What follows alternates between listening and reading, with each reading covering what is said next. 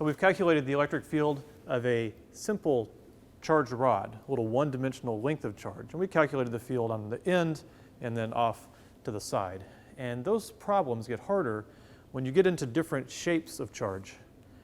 And when you get into different shapes and curved surfaces, you have to really be careful what coordinate system you use.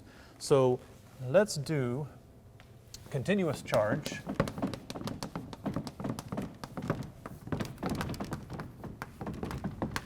in more dimensions and coordinates. So here I'm going to show you how to start, where you find the DQ for different kinds of problems, and then we'll do one.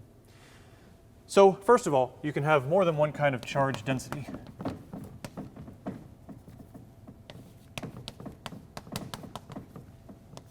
So we already did linear charge density, which we write as lambda, and that's charge per unit length. That's linear, so that's in coulombs per meter.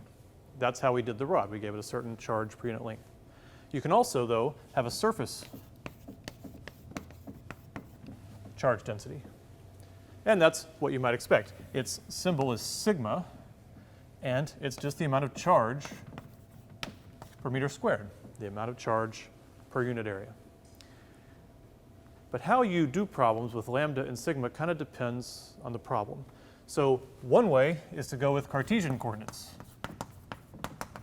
which is just a fancy name for the standard xy coordinates. So if we're going to do a linear problem in Cartesian coordinates, then you really just need one coordinate. You just need x. And it's just like before. We put it on the x-axis. We put plus x that way and minus x that way. We put the origin in the middle. But the key was this line of charge had a charge density lambda, and we just said dq is, when we had to treat this as a little individual charges, we had a little length dx, so dq was just lambda dx. And we set up the integral from there. So now, let's see, what if we were faced with a surface charge? We might be given a square with charge density sigma. Well, if you're going to treat a square in Cartesian coordinates, which of course is the way to do it, is you might say we'll put one side on the y-axis and one side on the x-axis like that.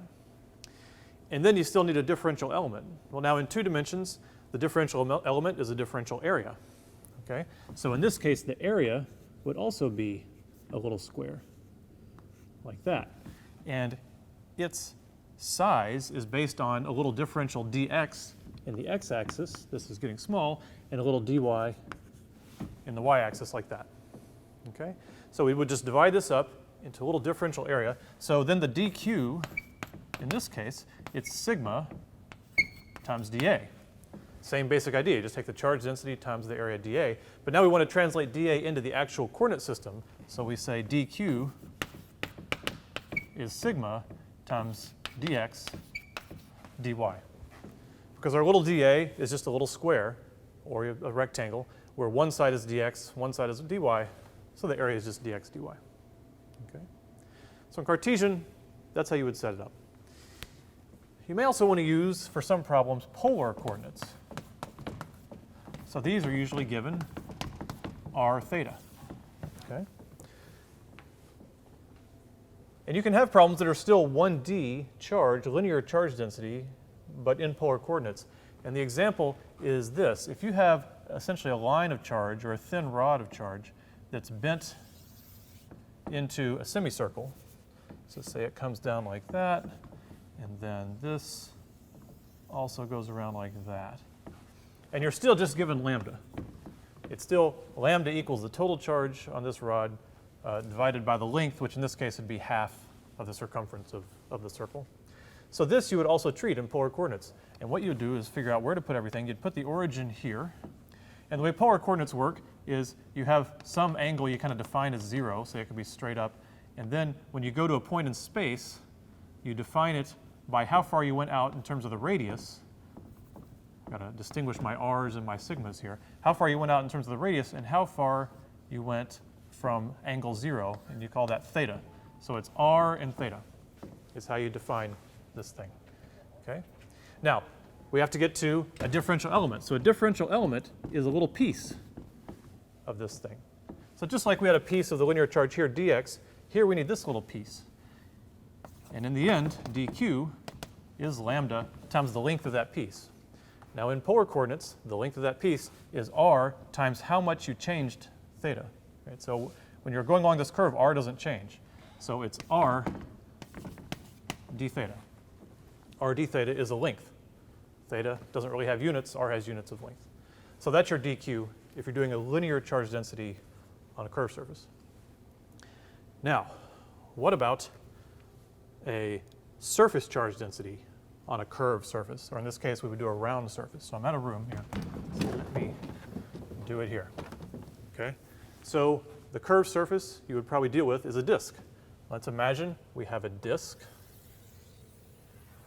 of charge. It's kind of in the perpendicular to the board is how I'm trying to draw it here. And it has an origin, and it has some charge density, sigma. Okay? And you have to calculate the electric field somewhere. Doesn't matter where. What we have to do is break it into a differential area, just like we did that square. So dq would be sigma, the charge density, times dA. So it's just how do you draw a dA on this circle? So what you do is you're going to have to vary r and theta. Okay, so let's say you come out here.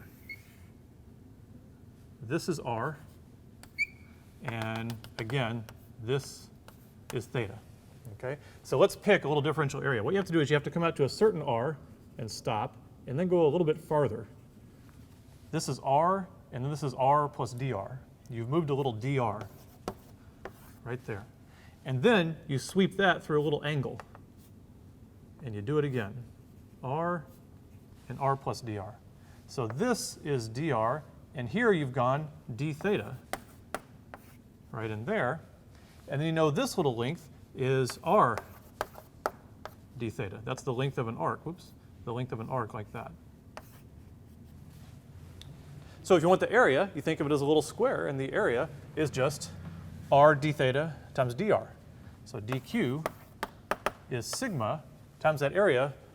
R d theta is this length, dr is that length, but we often rearrange it so it sounds nicer.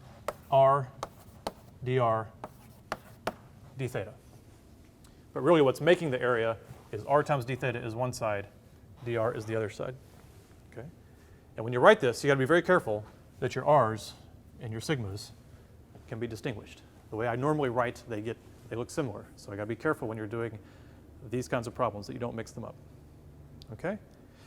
So we can keep going here, and now what we can think about doing is a problem where we actually calculate the electric field. But I see we have a question first, so let's go back before we keep going and see what this question is, and it is KT anomaly. What about 3D? Yes, of course. So yes, so you can have 3D charge distributions are allowed, and these problems get pretty hard. We aren't going to do a lot of these. We may do some as we go along. But basically in 3D, if we were to continue our table, we have volume charge distribution. It's called rho, and it's in coulombs per meter cubed. How much charge do you have per unit volume? So you have two options. You can do Cartesian, and then, of course, dq, you just add a dimension, is rho times dx, dy, dz. You can get into two kinds of spherical coordinates. You can do cylindrical, which is basically polar and add a z-axis. Right? And then maybe you can kind of see, it would just be this area brought out in z. So it would just be, I guess it would be, let's see, in polar, or in cylindrical, it would be sigma r dr d theta dz.